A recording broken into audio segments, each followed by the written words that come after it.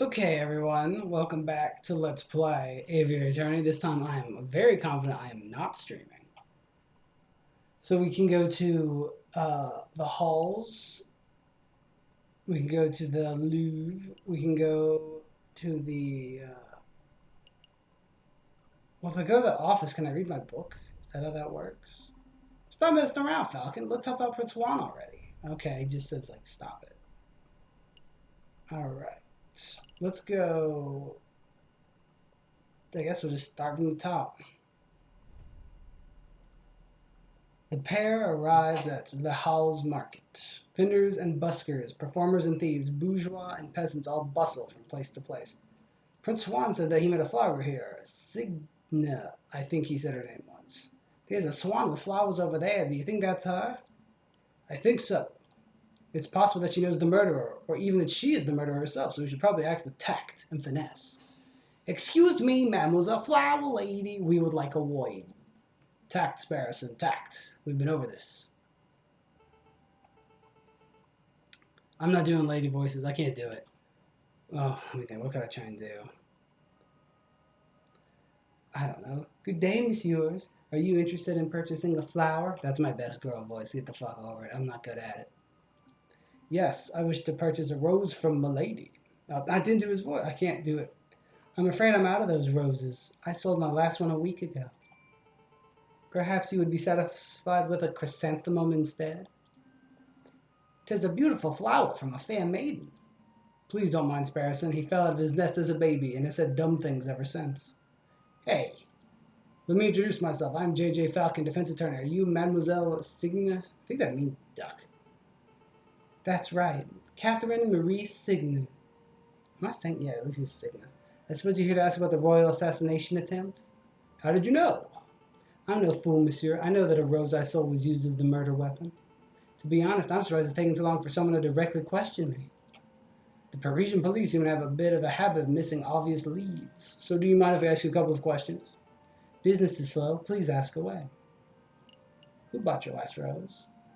You mentioned that you sold your last rose a week ago. Who did you sell it to?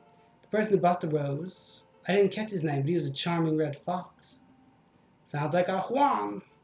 I met him around a week ago on the 6th. I thought today was the 6th. We talked for a little while about the usual things, like how everyone seems to be in debt these days. Then he bought a rose and left. Everybody's poor. When was the French Revolution? I think it was around then. I hear that the fox is on trial, but to be honest, monsieur, I don't think he's guilty. Maybe it's already happened. I know the American Revolution in part led to the French Revolution because, like, the French blew everything, helping the Americans fuck over the British. Oh, why's that? Well, well. Actually, never mind. It's just a gut feeling. Please, all. I understand, mademoiselle. If you remember anything specific, please don't hesitate to get in contact with us. Did you want anything else? Where do you get your flowers from? Maybe we should have pressured her. Where do you acquire flowers from, if I may ask? Normally, I gather them from the wild. Last week, I found these chrysanthemums on the city limits. And it's the same place I discovered this monk's hood. But since it's still winter, I have to buy a lot of my flowers from a merchant who travels to Italy and the Netherlands. That's how I acquired the rose. What can you tell us about this particular merchant?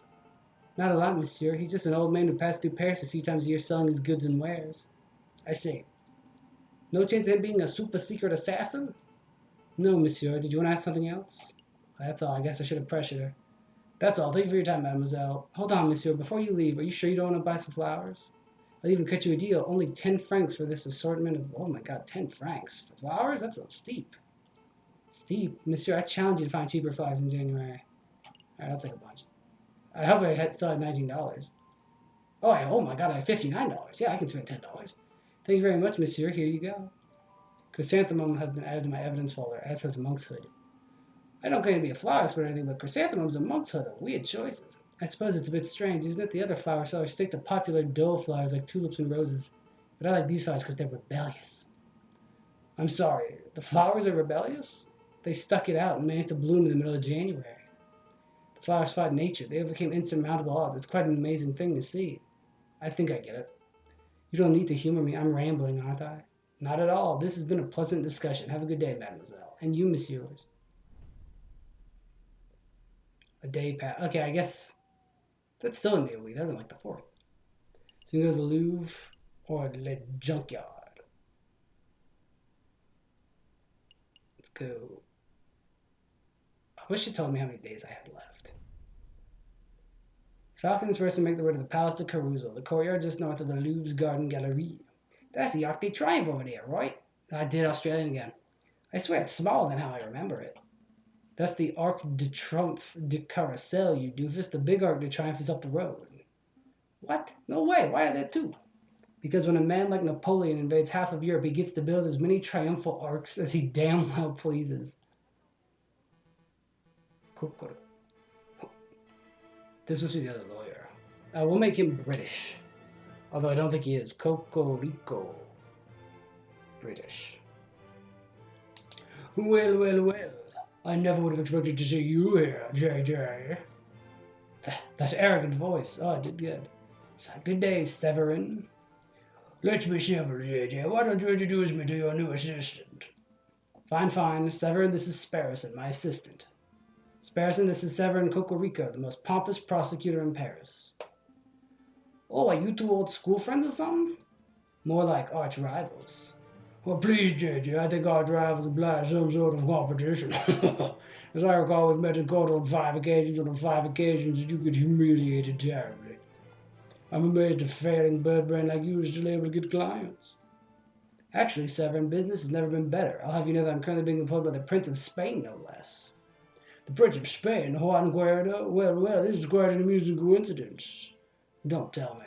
Correct, I am the prosecutor for the very same case. It is a pity that the Spanish prince will indubitably hang, but I suppose that is what he gets for having a bird brain to represent him. You're also a bird. Don't call me bird brain. You're the only bird brain I see here. Bird brain. Yes, one always speaks badly when one has nothing to say. That was quoted by Voltaire. Uh-oh, he's giving you the verbal smackdown. Quick, Falcon, make a witty retort. Huh? Oh, yeah, I'm rubber and you're glue. I don't agree with what you say. A witty saying proves nothing. A witty saying proves nothing. Voltaire. Oh.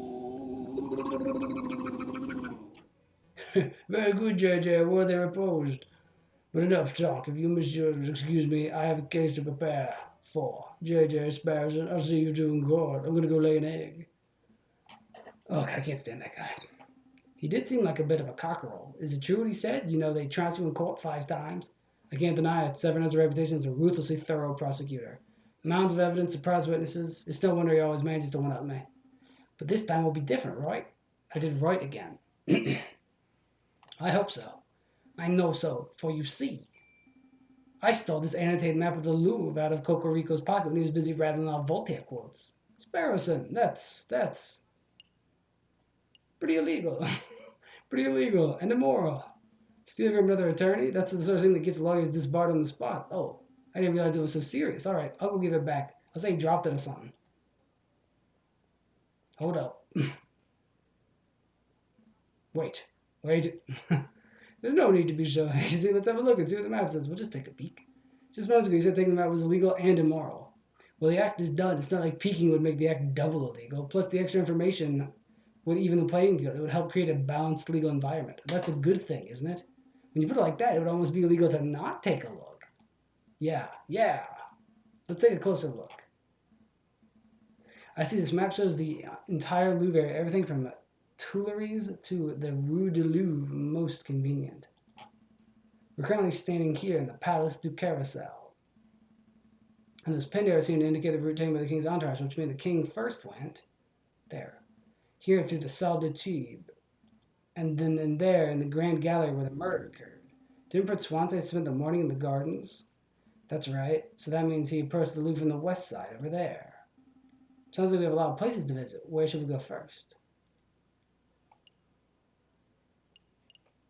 Let's do the garden first. Hey, wait, is that our friend, the robin? Our feathered-headed friends wander through the immaculately maintained Tuileries Gardens. Nothing seems out of the ordinary until they spot a familiar face. Oh, he's going to play the good music. Crank it up. Hey, Falcon, doesn't that groundskeeper over there look a little familiar? Yeah. Now that I'm looking at him, he does look a lot like the photographer. What's his name? It was like Robinson. Yeah, I think it was Roberto Robinho. Rubito Rubinio. Hmm? Yes! Boom. The music can be loud here. I don't care. Did someone call me? Oh, it's you, the lawyers who don't appreciate a masterful photograph when they see it. It's good to see that you gave up your artsy dreams to pursue the more grounded career of groundskeeping. Hey, I'm not doing this willingly. I was giving community service for committing perjury. Can you believe that? They gave me an esteemed photographer for community service. Me. Yeah, I can believe that. Perjury is somewhat serious. You should be thankful you got off without jail time. You sound like that self-righteous Jug Maxime. So did you two want to ask me something, or are you just here to gop? Personally, I'm just gopping. Actually, I do have a couple of questions if you don't mind, Monsieur Rubinio. Have you met Prince Juan? I don't suppose you've bumped into a Spanish fox who goes by the name Prince Juan, have you? A Spanish fox? No, I've never met anyone like that. If this is about that assassination of the king, then you're asking the wrong person. I only started working here today. I see. Is there anything else you wanted? How's the groundskeeping? How's the new groundskeeping job working out? Terrible. Tourists are pigs, sometimes literally. Look at the rubbish I found. Beer bottles, tin cans, apple cores. And look what I picked up by the West Indians. A book page. A whole book I could understand, but a single page? What kind of blithering moron loses just one page? Wait a moment. May I take a closer look at that, monsieur? Don Quixote. That's a page of Don Quixote. May I take it off your hands, monsieur? He's gonna sell it. Sure, what's it worth to you? What's it worth? It's trash. It's literally worthless. Then I suppose I'll be destroying it as per my duties. All right. I suppose you deserve a little compensation for your trouble. How about give me a page and...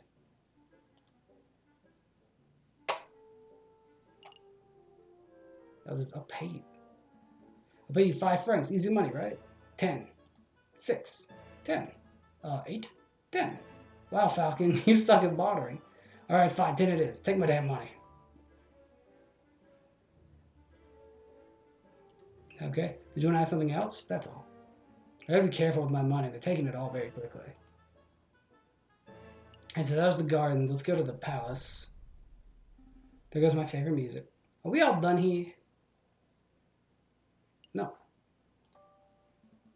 Not just yet. Pass me that map. Oh, that's where we were? Oh, okay. I thought we were outside, so I thought this is where we started. Here we are, the Grand Gallery, the murder room. And there's a porcupine. Don't touch it. I believe the murder occurred right under the new painting. I see hundreds of paintings. Which one's the new one? Is that Uncle Sam? Why are there humans in the back there? I haven't the foggiest. We'll have to ask someone. Please don't talk to me. Please don't talk to me. How about you? Excuse me, monsieur. You look like you know your Mona Lisas from your last suppers. I don't want any attention. Maybe he isn't talking to me. What's he got? He's got newspapers. That is sleep. There's a hat. I think it's a hat. Nope, he's definitely talking to me. Keep it together, Eric. Come on, Eric. Don't be a pussy. Or a coward. That's a better thing to say. Oh, hi. Would you happen to know which painting was unveiled on the 7th of January, the one the king came to visit? Oh, yeah, I can help you with that. It's the piece right behind you.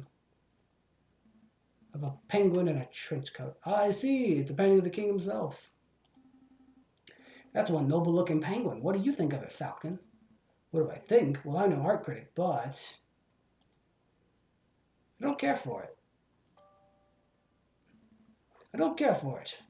Above all else, art must strive to be honest. When I look at this piece, I don't see an honest depiction of our king. All I see is a picture of a man the king wishes he could be. That's an artistic travesty. You read all that social commentary from one painting? That's pretty impressive considering it was just a penguin in a fancy dress. I'm getting the impression that you messieurs aren't regular at art galleries. No, we're a right pair of Philistines. Speak for yourself, Falcon. I've never ever been to the Middle East. And I guess you're not here to investigate the king's assassination attempt?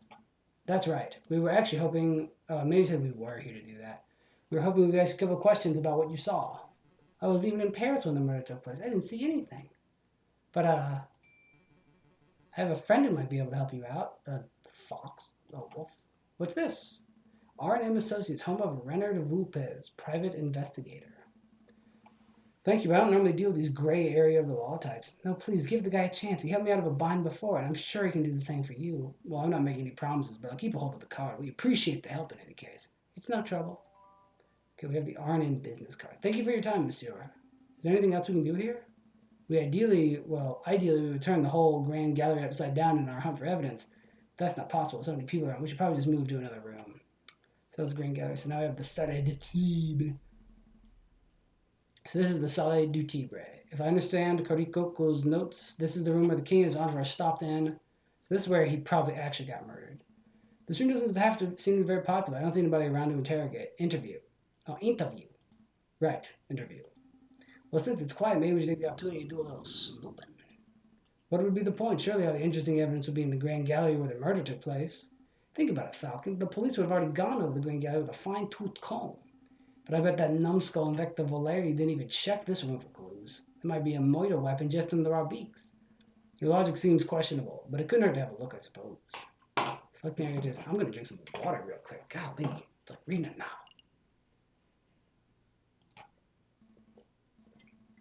Shiny copper urn. I guess it was used for carrying water or for. Oh, that's right. This is where he just makes puns. It smells good.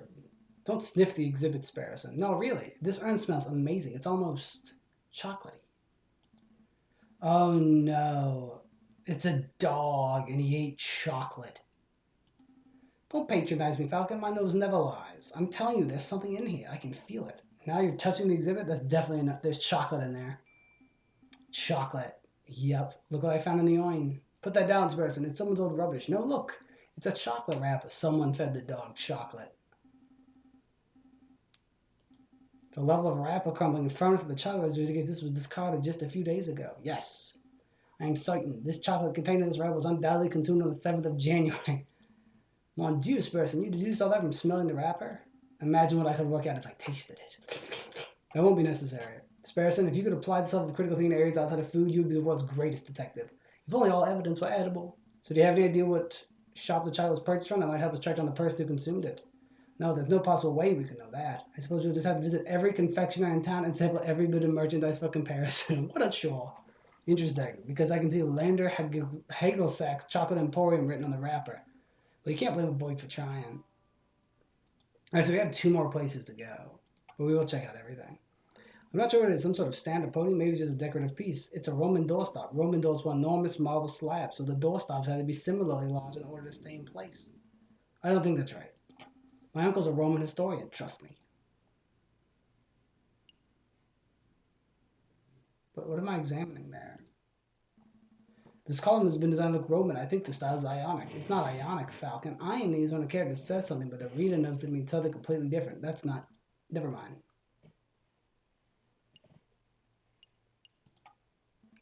I see a cabinet full of engraved plates, mostly bronze. How much do you think they're worth? I don't know. 300 francs apiece at least. What? Are you serious? I'm in the wrong profession. I don't think archaeology works as a get-rich-quick scheme, Sparrowson. Who said anything about archaeology? I'm going to become a museum robber. Oh, well, that's one way to get rich quick. And then we have this. This is some sort of ceremonial container. It's beautifully crafted, but what did it contain? Maybe it's an arcane wine cabinet. Don't be so ignorant, Falcon. This is a sacred Mesopotamian artifact gifted to Emperor Hadrian for his victory at Euphrates in 123 AD. Stop making stuff up. You and I both know nothing about Mesopotamia. All right, you got me. This could be a hippo's chamber pot for all I know. And one more podium. A supporting column. It's holding the roof up. If the column were truly supported, it wouldn't hold the roof up. It would encourage the roof to get to its location on time. That was a real sigh because I'm sick of reading this. How much evidence do we have now? So you have the chocolate. Okay. Now this. We're done here, for now at least. We can't spend all day staying at Roman artifacts, I suppose, so where to next? I think now we're done. Are we all done here? Yes, we are done. Yep, let's make a move. Good call. We can always come back later if we've forgotten something. I don't think we will. So a day passes. So it's been 2 days. I don't think there's anything left for us there. Unless maybe the museum's closed on Sundays. Our best lead is the chocolate. So let's go to the Chocolate Emporium. Where are we at? We're at 20 minutes. Welcome. Okay, I need to put the Lander as a fat redneck. Fat redneck. Welcome to Lady Hagelsack's Chocolate Emporium, the finest building chocolate shop in all of Paris. I smoke a cigar because I got a big old nose. I'm Lander Hagelsack, the founder and owner of this fine establishment. And I'm J.J. Falcon, defense attorney. Good day, monsieur. Lawyers, very fancy. I must say that I once dreamed of being a lawyer, but well, circumstances wouldn't allow it. It's a funny story. You see, when I was a young boy, I befriended the son of a Hungarian attorney. Falcon, you have to help me. Well, what is it? It's the smell, Falcon. It's overpowering me. It's demanding that I lay waste to this shop. For pity's sake, restrain yourself, Sparrowson.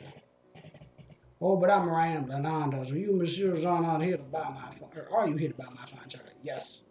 Yeah. No. We're actually here on business, monsieur. Business?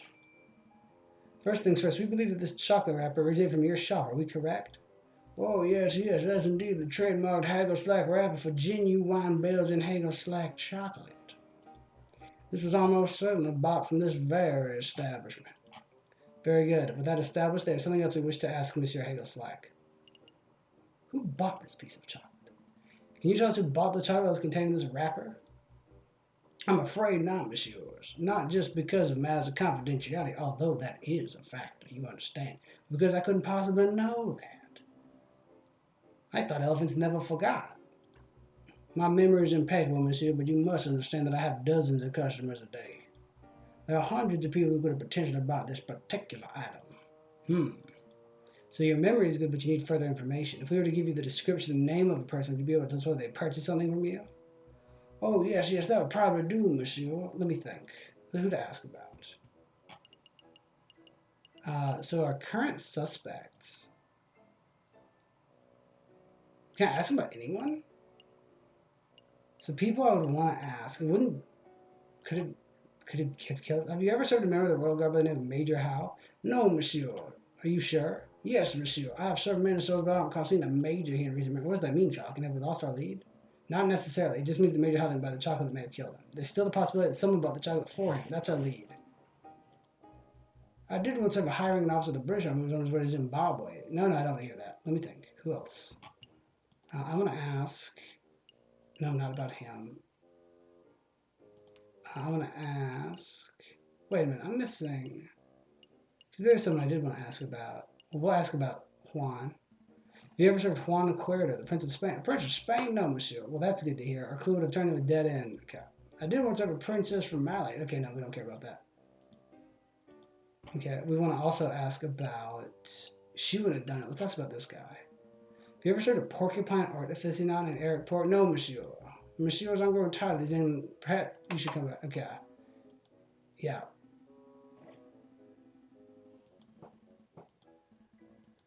Okay, so we need to come back here and then get proof. So that was the wrong place to go. That's on me. So let's go, because we're not going to see anything of the loose. Let's go. Oh, this is free, so let's go there. Oh, customers. Wait a minute, why are you here? Hello? Is this the office of Renard Vulpes? It's you two. Mousy, what are you doing here? Oh, well, this is where I work. See? Our name, Renard and Mousy. Monsieur Renard Vulpes and I carry out all sorts of investigations. Although, to be completely honest, it's not only Monsieur Vulpes who chooses which case to take on. I see. Well, then, can we speak to him? Oh, I'm afraid that won't be possible. See, Monsieur Vulpes is on vacation. He's visiting his father in England. England? But he said to return in a week or two. Maybe you can come back then? That's no good to us. Our case will be over. There's nothing to be done about it. I suppose we'll have to come back later. Okay. Well, then we're going to go here. Really, Falcon? I thought you were done with the mopey drinking.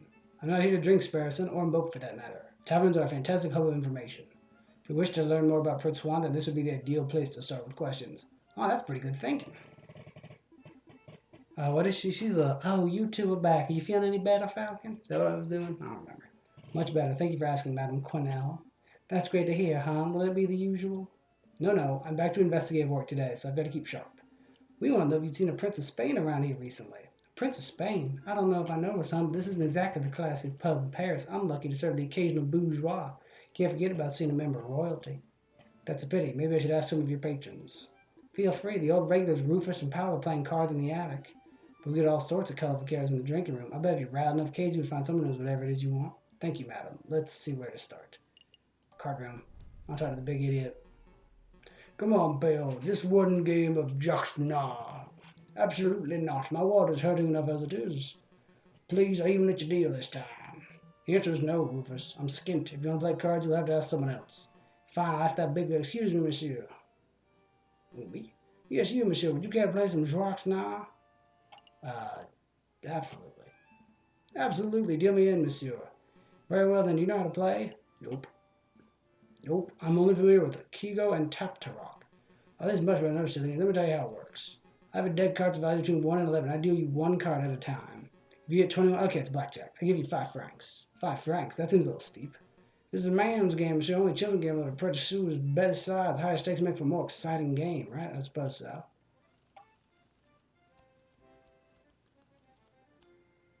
Go for 21.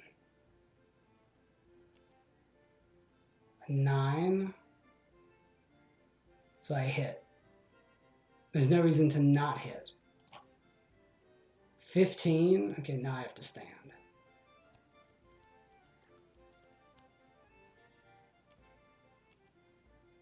Ah, oh, little bastard. Unlucky, monsieur. I'm most unfortunate. Shall we have another round? How much money do I have left? Yeah, we'll do one more. We'll go for one more. Absolutely. Deal me in, monsieur. Oh, I did the voice wrong.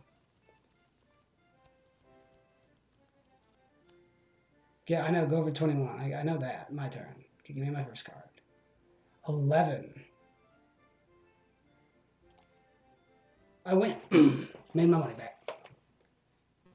Well played, monsieur. Here's your payout. Shall we have another round? No, I'm done. I'll walk away while I'm ahead. No, I think we're done. Maybe another day, monsieur. I understand. Feel free to come back anytime. All right, let's go to the drinking room. Fontaine! Fontaine! So there I was in the grasslands, 10 kilometers downriver, rifle in hand. I'd been pursuing this set of footprints for an hour. I was getting closer and closer. I could almost smell the beast. Then I spotted it was a boar, a big stupid boar, completely oblivious to my existence. I read him again. Carefully I took aim. Then blam! You shot it? Nah, it was the most peculiar thing. The boar slumped over dead right before I could take the shot. Sounds like one of them heart attacks. Me 9 went the same way. That's what I thought, but when I went to take a closer look, I noticed the boar was frothing at the mouth. Whoa, was it rabid? Possible, but I don't think so. I remember reading something about frothing at the mouth being a symptom of poisoning. Needless to say, I left the dead animal alone. Good call. Who wants to deal with the tainted meat? Ask about the boar. Because I think our dog was poisoned by chocolate. Excuse me, monsieur. Yes, can I help you? You said the beast you were tracking might have died from poisoning. Could you give us some further details? Further details? I don't know much of a poison expert, I'm afraid. What do you think caused it? I guess that I ate something bad. I saw some of that poisonous plant around. Wolf's bane, I think they call it. But really, I have no idea. I'm a hunter, not a vet. Excuse me. Excuse me, monsieur. What is it? I don't suppose you've seen a Juan Cuerdo around here. He's Spanish royalty, foxy fellow, swanky hat. Calls everybody senor. That doesn't sound familiar. Do you recall seeing anyone like that, Piero? Ain't got a clue. Sorry, monsieur, you're barking up the wrong tree. Well, what can you tell us about the Spanish royal family? Do we look like walking encyclopedias or something? I'm afraid my compadre has a point. If you want to talk about hunting, then I'm your man. But Spanish royalty, that's not a question to be answered at the library, monsieur, not a tavern. A library, maybe you're right. Sorry for bothering you. Let's give them some peace. Okay, so we use the cargo to make more money. Are we ready to hit the road? Yeah, let's go. Yep, let's make a move. Day passes. Occasionally, special cinematics scenes marked by an exclamation point will pop up on the map screen. These cinematics are only available for one day before disappearing, but they take no time to visit. Their viewing is entirely optional. Okay, let's see it. A storm is brewing, my brother. Oh, it is the French Revolution, isn't it? Word of the royal assassination attempt is spread. Do our characters hear this? The proletariats grow confident, the bourgeois are cowering. It won't be long before we have rioting. So it is the wolves. And then okay, it is the French Revolution. Or are they the Germans?